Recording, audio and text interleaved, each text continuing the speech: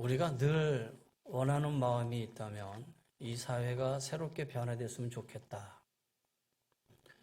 또 변화된 삶 속에서 우리의 삶이 이어졌으면 좋겠다. 이 변화. 참 우리가 원하고 바라는 그런 단어 아니겠습니까? 근데 변화는 밖에서부터의 변화가 아니라 안에서부터의 변화가 먼저 일어나야 되죠. 남들로부터의 변화를 요구하는 게 아니라 나로부터의 변화가 시작이 되어야 되죠. 우리는 예수 그리스도를 믿음으로 하나님의 자녀가 되었습니다. 하나님의 자녀가 되었다는 것은 우리는 우리의 신분이 바뀌어졌다는 겁니다. 신분이 바뀌어졌으면 바뀌어진 것만큼 거기에 대한 우리의 삶에 변화가 있어야 됩니다. 과거에 나는 예수 그리스도와 함께 십자가에 못 박혀 죽고 나는 이제 하나님 안에 새 사람이 되었다. 내가 구원받았다라는 이 사실은 다시 말해서 나는 새롭게 변화받았다, 변화되었다라는 의미이기도 해요. 하나님 앞에서의 사람, 하나님 앞에서의 우리는 아들이냐 아니면 종이냐 둘로 구분되어질 수 있어요. 그러면 여러분은 종입니까? 자녀입니까? 물어본다면 우리는 하나님의 자녀입니다. 자녀라는 것은 내가 하나님의 아들로서 새로운 신분을 얻은 걸 얘기합니다. 내가 예수 믿고 하나님의 자녀가 되었다라는 모습이 바로 내가 새로운 신분을 얻었다라는 의미이기도 하고요. 새로운 신분을 얻은 자로서의 우리의 삶이 새롭게 변화되어져야 된다라는 말도 의미하고 있습니다. 그래서 오늘 사도 바울은 본문 25절 앞에 이렇게 얘기합니다. 너희는 유혹의 욕심을 따라 썩어져가는 구습을 맞는 옛사람을 벗어버리고 오직 너의 심령이 새롭게 되어 하나님을 따라 의와 진리의 거룩함으로 지으심을 받은 새 사람을 입으라. 무슨 말씀입니까? 변화되라 라는 얘기입니다. 의와 진리의 거룩함으로 지으심을 받은 새 사람, 이 새 사람으로 변화되어야 된다라는 얘기죠.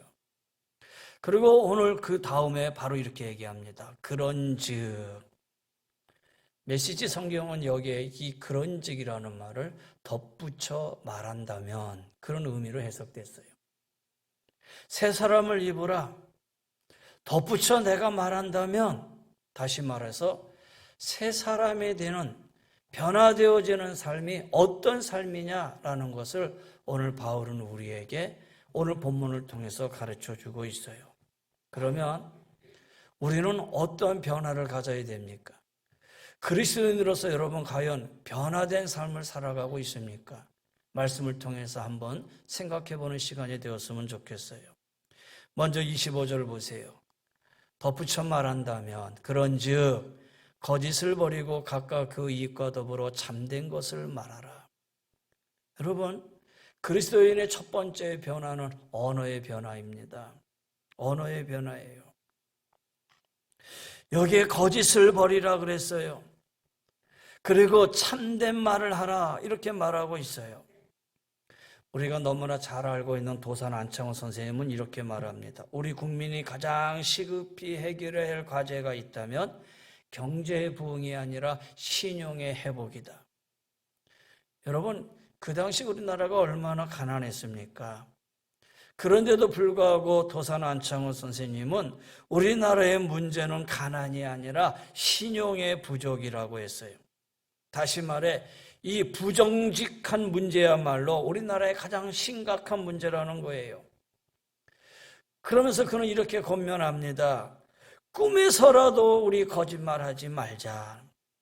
여러분, 우리 국민들이 얼마나 많이 거짓말을 했으면 이런 말을 했겠느냐라는 거예요.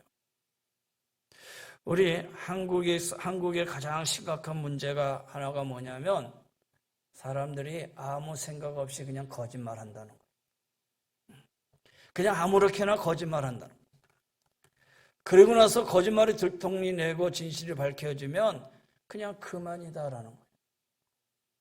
거짓말하고 나서도 그 거짓말이 사실이냐 거기에 대해서 반론을 제시하면 고소하고 고발하고. 여러분, 이 사회가 온통 거짓말로 투성이. 이제 선거가 닥쳐오면 닥쳐올수록 무엇이 참이고 무엇이 거짓인지 분별하기 어려울 정도로 이 사회가 거짓으로 가득 찰 거예요. 여러분, 세상은 그렇다지라도 우리 그리스도인들은 정직해야 됩니다. 그것이 바로 그리스도인의 변화된 삶의 모습이에요. 우리나라 국민들이 고소 고발의 건수가 약 한 평균 50만 건, 50만에서 55만, 많게는 60만. 근데 작년에 코로나로 인해서 그게 줄어들어서 정확하게 2020년도 초에가 49만 4,488건. 그러니까 평균 잡아 약 50만 건이라는 거예요. 여러분, 고소공화국이에요. 1인 가구, 1인 한 사람당 약 80건. 여러분, 고소고발 안 해도요, 우리나라 사람들이 한 사람당 약 80건씩 하고 있다는 얘기예요. 근데 이웃나라인 일본의 평균은 1.3건입니다. 그러면 가히 인구가 우리보다 한 3배로 봤을 때는 여러분, 이거는 우리보다 약 한 150배 이상 우리가 더 많은 고소고발이에요. 그런데 이 고소고발 중에서 대다수 차지하고 있는 약 한 52% 차지하고 있는 그 3만 건, 30만 건 이상의 고소가 사기 고소예요. 사기 고소. 일본은 사기 고소보다 폭력, 폭행 사건이 주로 많은 데 비해서 우리나라는 이 사기 사건이 그렇게 많아요. 더욱이 그 가운데 무고 사건이 상당수를 차지하고 있는 거예요. 거짓으로 남을 모함하기 위해서 고소한 사건. 그러다가 참이 밝혀지면 그만이다라고 그냥 끝나는 사건. 여러분, 우리 국민의 거짓말 수준이 얼마나 심각한지를 여실히 보여주고 있는 통계예요. 여러분, 거짓말 어떻게 생각하십니까? 혹 삶의 방편으로 어쩔 수 없거나 당연하다고 생각하지 않습니까? 그렇다면 오늘 본문 말씀을 한번 보세요. 이 말씀을 아주 심각하게 받아들여야 돼요. 거짓말은 삶의 방편으로 해서도 안 된다라는 거예요. 하나님은 성경에서 철저하게 엄중하게 수없이 거짓으로 말하는 것에 대해서 경고하고 계시는 거예요. 그런즉 너희는 거짓을 버리고 이웃과 더불어 참된 것을 말하라. 이는 참된 것을 말해야 되는 이유는 우리가 서로 지체가 됨이니라. 여러분, 우리가 서로 지체이기 때문에 거짓을 행해서는 안 된다라는 거예요. 만약에 우리가 거짓말을 한다면 그것은 우리의 몸, 나 자신뿐만 아니라 그리스도의 몸이 무너지고 그리스도의 공동체가 무너지는 결과를 초래한다라는 거예요. 정말 우리가 달라져야 할, 변화되어야 할 부분이 있다면 언어의 변화입니다.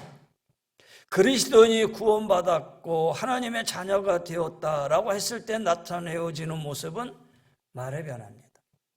그런데 내가 신앙생활을 5년 하나 10년 하나 교회 나와서 내가 재직, 집사가 되고 장로가 되고 권사가 돼도 우리가 쓰는 언어가 여기서나 밖에서나 변함이 없고 이전에 행하던 그런 습성의 모습이라고 본다면 한번 심각하게 생각해 봐야겠죠. 과연 구원받은 자냐? 베드데이라는 사람은 오늘 이 말씀을 해석을 하면서 우리에게 이런 말을 합니다. 만일 누군가에게, 다른 사람에게 우리가 말을 하게 된다면, 뭔가 전하고 싶은 마음이 생긴다면 3가지 문을 통과해라. 첫째는 사실의 문이다. 사실의 문을 통과해라. 과연 내가 말하고자 하는 것이 사실이냐? 남에게 이야기하기 전에 반드시 이 사실이냐 아니냐는 것을 따져봐라. 두 번째는 필요의 문.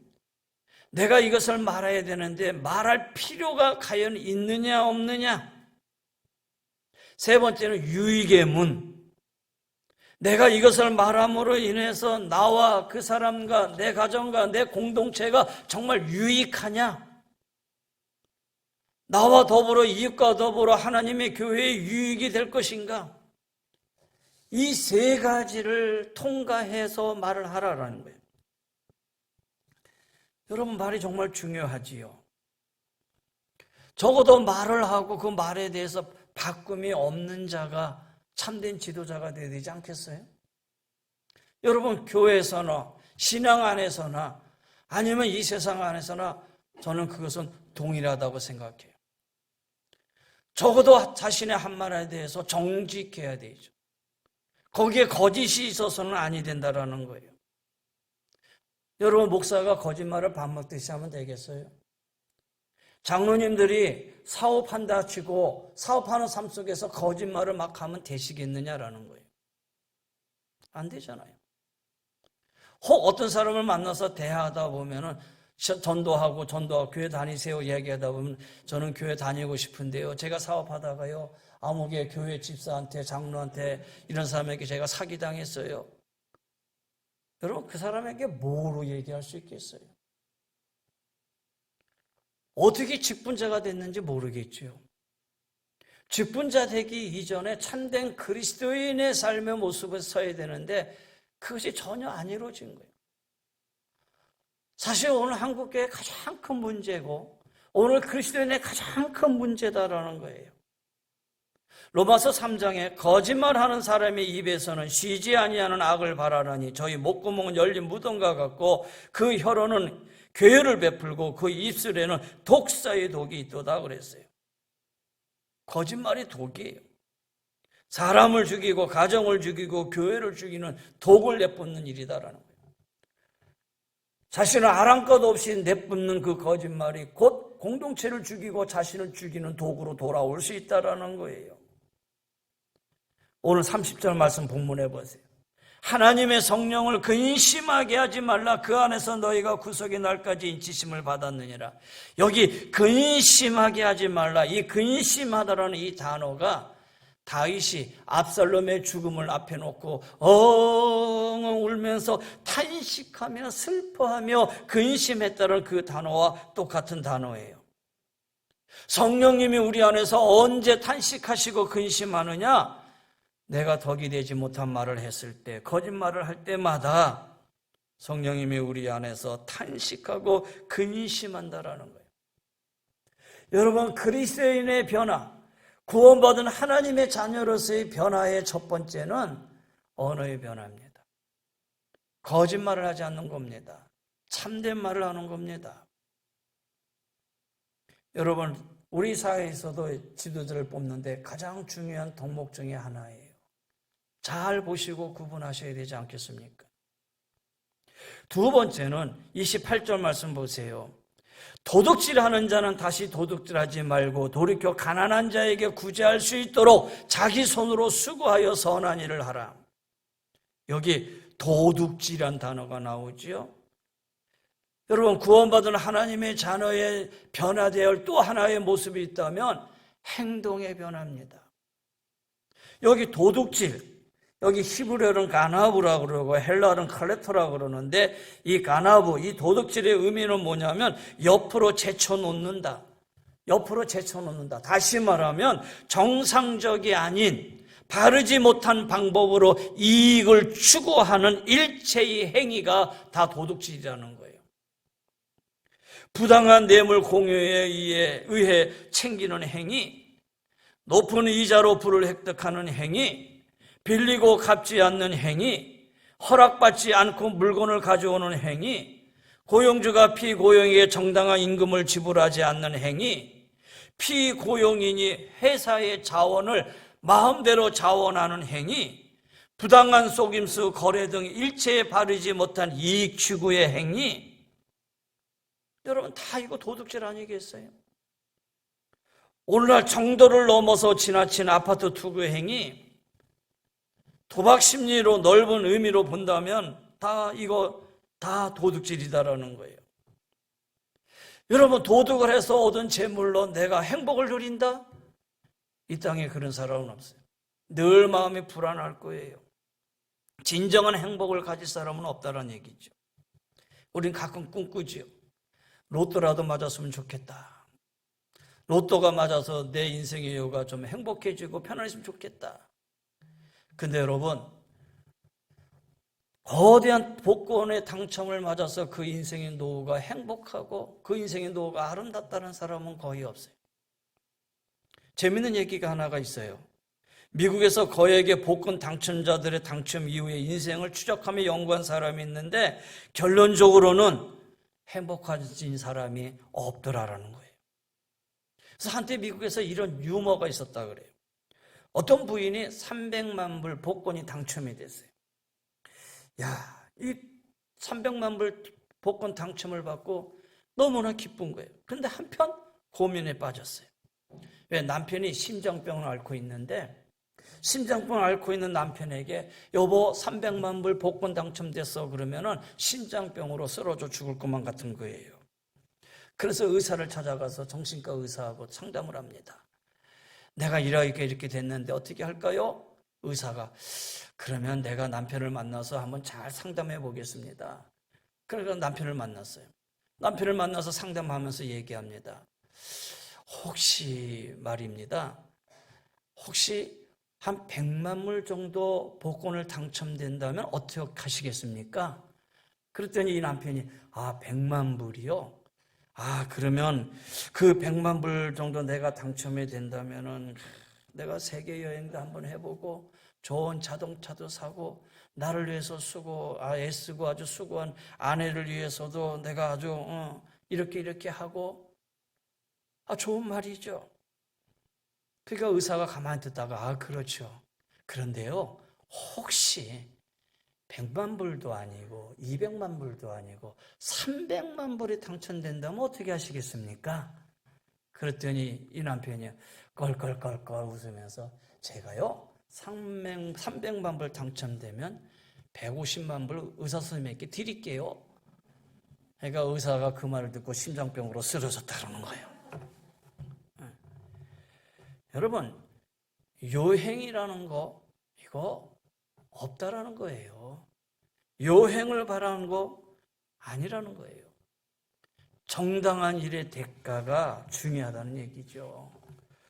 오늘 28절에 내려가서 보면은 도둑질하는 자는 도둑질하지 말고 그렇잖아요. 돌이켜 가난한 자에게 구제할 수 있도록 자기 손으로 수고하여 선한 일을 하라 그랬어요. 중요한 것은 내가 어떻게 불을 불려서 어떻게 내가 도둑질을 해서 내가 많은 걸 가질까 그게 아니라 내가 가지고 있는 것을 가지고 어떻게 나눌까 어떻게 베풀까 여러분 이것에 우리의 삶의 모습이 되어야 되지 않겠어요? 이게 그리스도인의 삶의 모습이 되어야 되지 않겠냐라는 거예요. 나눔을 생활화하는 거 이거 중요한 것이죠. 여러분 세상에는 두 가지 유형의 인생이 있어요. 주는 자와 받는 자죠. 이 세상에는 주는 자가 있다면 받는 자 두 가지 유형의 인생이 있을 따름이다라는 거예요. 근데 우리가 어렸을 때는 주로 받는 자의 유형에 따라가잖아요. 그러나 성숙해지면서 뭔가 조금씩 나누어 주는 것 이거 중요성을 배워가기 시작한다는 거예요. 이걸 가르쳐 성숙이다라고 얘기하잖아요. 바울 사도도 그가 친히 전도하고 양육한 에베소 교회 지도자들을 향해서 사도행전 20장 25절에 보면 이렇게 얘기합니다. 주 예수께서 친히 말씀하신 바 주는 것이 받는 것보다 복이 있다 하심을 기억하여야 할 것임이니라 그랬어요. 우리가 요한복음 3장 16절 그리스도인으로서의 최대의 사건 하나님이 이 세상을 사랑하사 독생자를 주셨으니 하나님에게 하나뿐이 없는 아들 예수 그리스도를 우리를 위해서 이 땅에 주시고 그분이 우리를 대신해 십자가에 달려 죽으셨어요. 그래서 요한복음 3장 16절 너무나 소중하고 너무나 귀한 말씀이에요. 그런데 이 요한복음 3장 16절과 더불어서 우리가 기억해야 할 것은 요한 1서 3장 16절 말씀이에요. 요한 1서 3장 16절.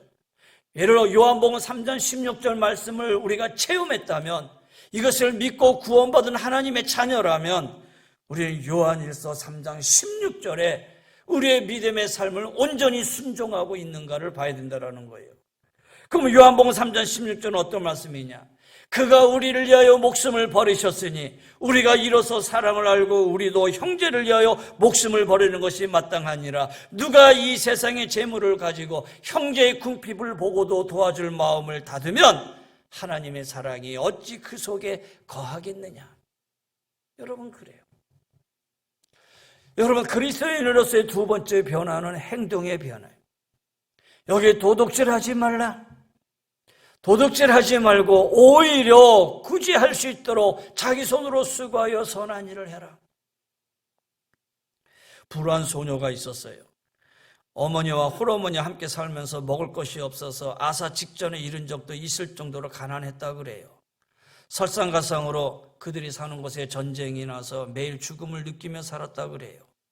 그때 국제연합 아동구호 기금이라는 한 구호단체가 그들에게 도움의 손길을 펼쳐서 소녀는 굶주림을 해결하고 생명을 건질 수 있었다 그래요. 이 소녀가 장성을 해서 세계적인 영화배우가 되는데 그 영화배우가 오드리 헵번이에요. 그가 유명한 영화배우가 되고 나서 자기를 구해준 분들을 위해서 그 단체의 홍보대사가 되어서 전 세계를 다니며 구호를 도와요. 말년에는 암으로 고통을 받으면서도 아프리카 어린이들을 보살피는 일을 하지요. 오드리 헵번이 그가 이런 말을 합니다. 매력적인 입술을 가지려면 친절한 말을 하라. 사랑스러운 눈을 가지려면 사람들 속에서 좋은 것을 발견해라. 날씬한 몸매를 원한다면 배고픈 사람들에게 음식을 나눠줘라. 아름다운 머릿결을 가지려면 하루에 한 번 그 머릿결을 어루만져라. 균형 잡힌 걸음걸이를 유지하려면 당신이 결코 혼자가 아니라는 것을 기억하며 걸어라. 당신에게 도움의 손길이 필요할 때 당신 역시 팔끝에 손을 갖고 있음을 기억하라. 나이를 먹어가며 당신이 알아야 할 것은 당신이 두 개의 손을 갖고 있는 이유이다. 한 손은 당신 자신을 돕기 위해, 그리고 나머지 한 손은 다른 사람을 돕기 위해서라는 것을. 헵번의 말 가운데 마지막, 우리가 두 개의 손을 가지고 있는 이유를 알아야 된다. 인상적인 말 아니겠어요? 한 손은 나를 위해서 내가 열심히 살지만 또 한 손은 남을 돕기 위해서 살아갈 수 있다는 그런 마음. 여러분, 손만 그런 거 아니에요. 우리의 시간도 물질도 재능도 모두가 다 그렇다라는 거예요. 여러분, 십계명 제8계명은 도둑질하지 말라 그랬어요. 그러니 내가 도둑질하지 말아야지, 그렇게 생각하고 순종하는 것만으로 이 계명을 지킨다? 다시 말해서 결심만으로 지켜서는 안 된다라는 것.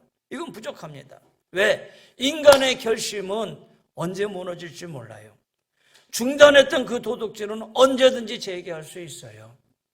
우리나라에 그런 역사적인 얘기 많잖아요. 대도조세요.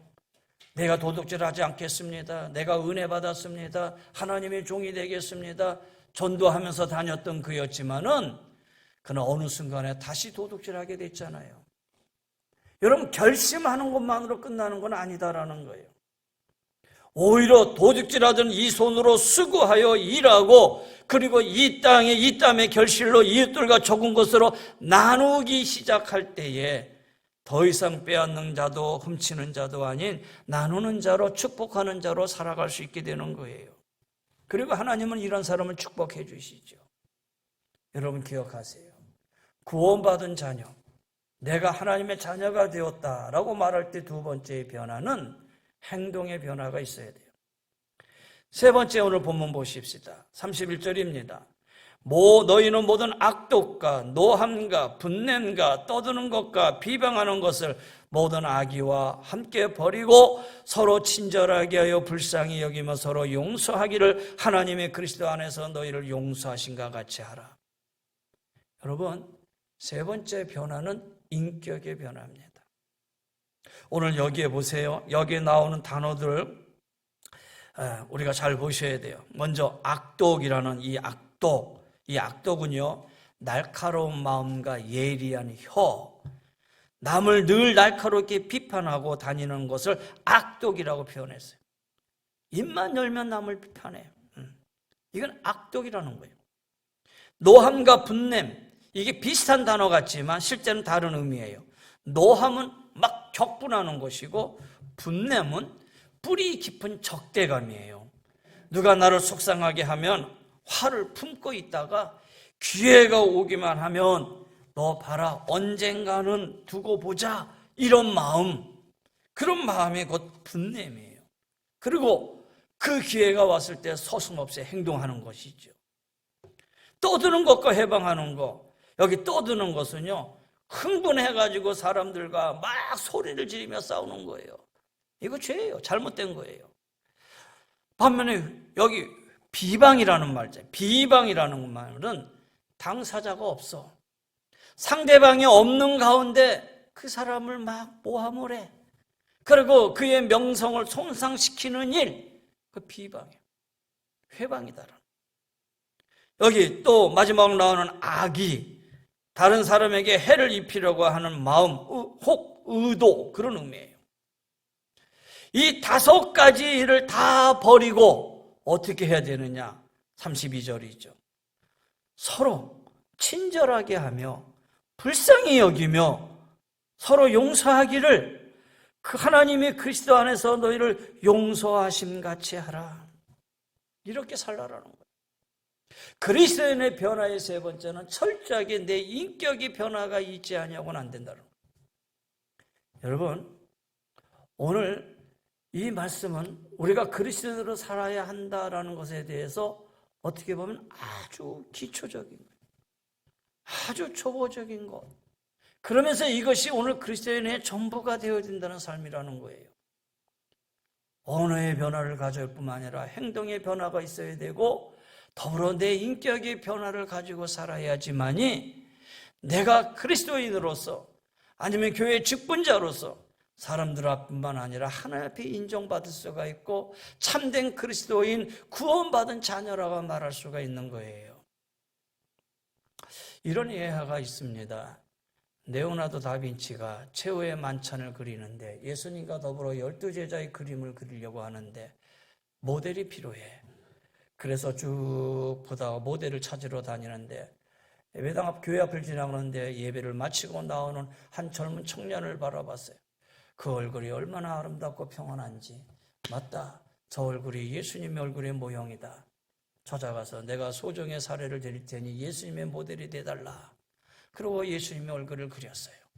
이렇게 베드로, 안드레, 야고보, 요한 쭉 모델을 찾아 그림을 그리고 제일 마지막에 가룟 유다의 그림을 그려야 되는데 가룟 유다의 모델이 없는 거예요.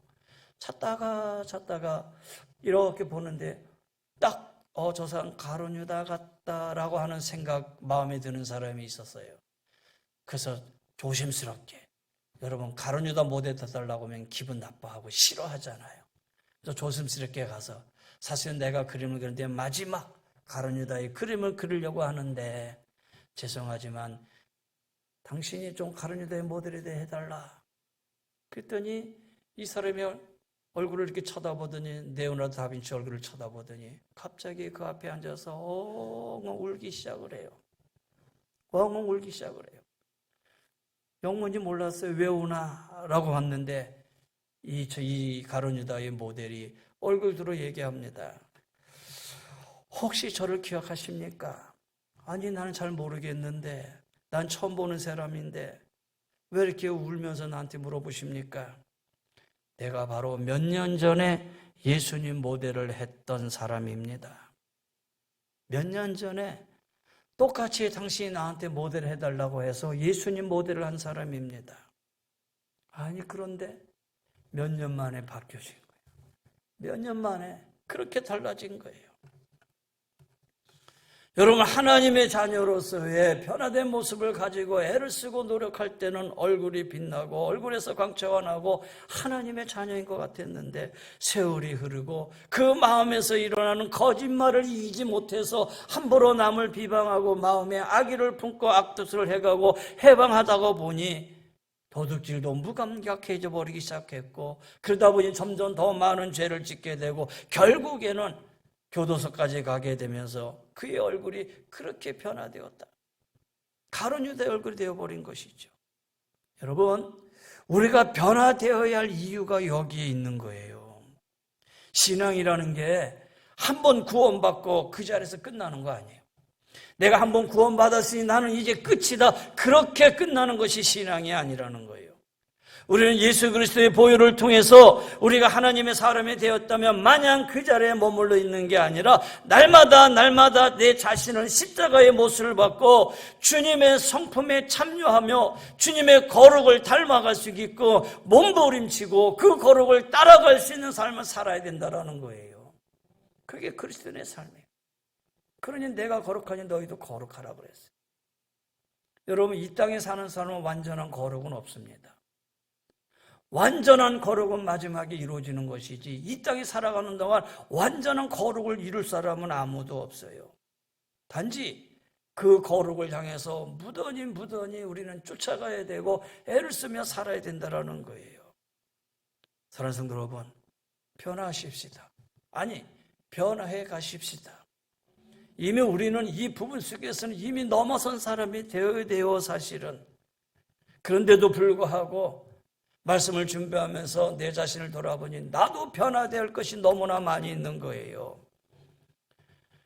목사로 살아온 내 자신도 나를 돌아보니 변화되어야 할 것이 너무나 많이 있다는 것을 보게 된다는 거예요.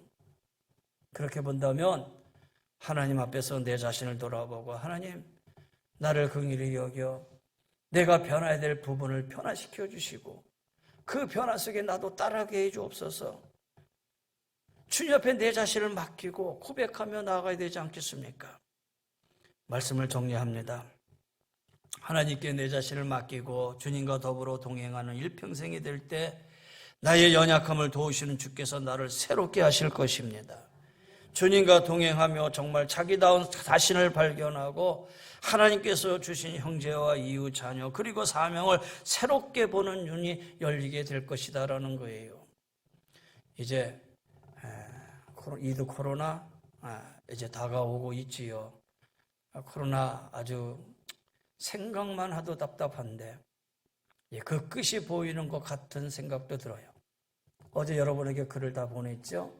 오후에 어린이 대공을 나갔는데 나가서 보니까 운동하던 것이 줄로 다 막혀져 있던 것도 다 풀어지고, 그냥 그 아이들 놀이터에 그냥 아이들 엄마들이 손잡고 나서 그냥 줄 서서 놀이터 타고, 그 다음에 동물 구경하는 거 다 막혀 있는데 코끼리, 사자, 호랑이 다 나와 있고 그 앞에 그냥 쫙 사람들이 동물 구경하고 있고.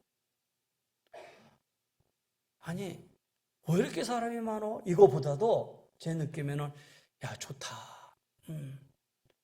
이게 사람 사는 것이지. 이렇게 활기찬데 달라진 게 있다면 얼굴에 마스크만 하고 있을 뿐이에요. 마스크만 하고. 저는 모처럼 만에 활기찬 모습을 봤어요. 그냥 줄을 놀이터에 서서 한번 놀이터 타려고 줄을 쫙 서 있어요. 내가 일부러 그 줄 선 사진을 탁 찍었어요. 찍어서 친구 목사들에게 카톡으로 내일 거룩한 줄 우리의 예배당 앞에 이렇게 줄을 섰으면 좋겠다. 그렇게 써가지고 제가 문자를 보냈더니 아멘 하고 왔어요. 그러고 지나가는데 분수가 쫙 퍼지는 거예요. 분수가 퍼지는데 분수 한 꽃에 무지개가 쫙 펴 있는 거예요. 제가 그 무지개를 보고 사진을 찍었어요. 무지개 하면 하나님의 약속이잖아요. 아니, 왜 이렇게 많어? 코로나도 번지면 어때? 이것보다는 그래, 이렇게 사는 것이 삶인데, 하나님, 그렇다면 진정한 변화가 이 땅에 이루어지기 위해서는 그냥 끝이 아니라 우리 안에 새로운 변화가 먼저 있게 해 주옵소서. 기도하지 않을 수 없지요. 여러분, 이 사회의 새로운 변화를 위해서 우리 자신이 변화되시기를 바랍니다. 할렐루야.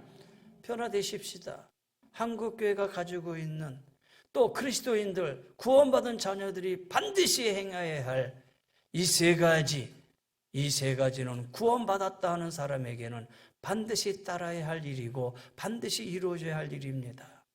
우리 변화된 셈으로 하나님께 영광을 돌리고 변화된 삶 속에 우리가 새롭게 2021년도를 바라보고 마감해 나갈 수 있는 우리 사랑하는 귀한 성도님들이 다 되시기를 주의 이름으로 간절히 권면하며 축원합니다. 더 나아가 이 사회가 새롭게 변화되었으면 좋겠다라는 소망이 있습니다. 지도자들이 정직했으면 좋겠습니다. 말을 바꾸지 않았으면 좋겠습니다. 그들의 인격과 행동이 새로워졌으면 좋겠습니다. 그래야지만이 우리나라의 한국의 내일의 소망이 있지 않겠습니까? 먼저 믿은 우리가 그리스도인으로서 변화된 모습으로 기도하고 이 나라 민족의 내일을 위해서 함께 나아갈 수 있는 우리 사랑하는 귀한 성도님들이 다 되시기를 주의 이름으로 간절히 권면하며 축원합니다. 기도하십시다. 이제는 우리 주 예수 그리스도의 은혜와 우리 하나님의 그 무한하신 사랑하심과 성령의 감화감동 변료 인도 충만하여 주시며 변화되기를 원합니다. 언어와 행동과 인격의 변화로 이 땅에 참된 그리스도인으로 바라며 살아가기를 원하는 우리 사랑하는 귀한 성도님들의 가정 위에 삶의 터전 위에 영육의 강건함 위에 하나님의 몸된 교회와 이 나라 이 민족 위에 주의 은혜가 영원히 항상 함께하여 주시기를 간절히 축원하옵나이다. 아멘.